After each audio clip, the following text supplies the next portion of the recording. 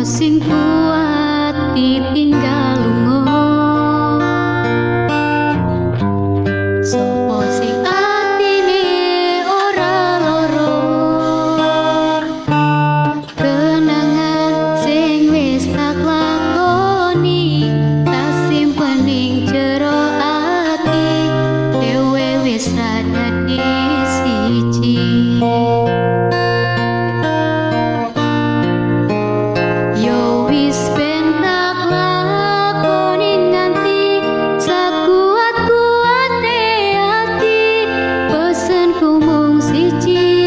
Sing ati-ati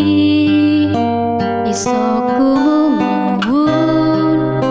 esuk tekan sonten mergo sadar diri kula kudu sinten-sinten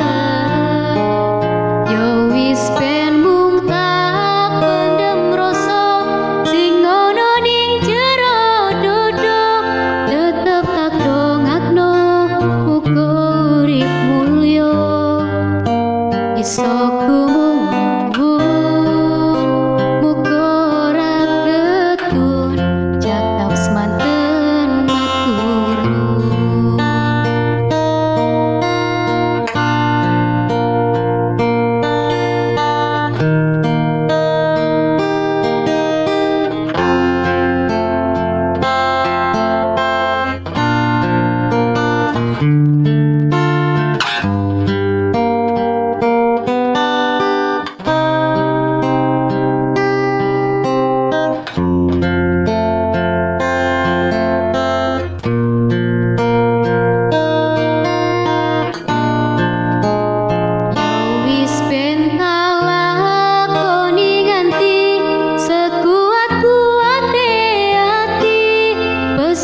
Mung siji sing ati-ati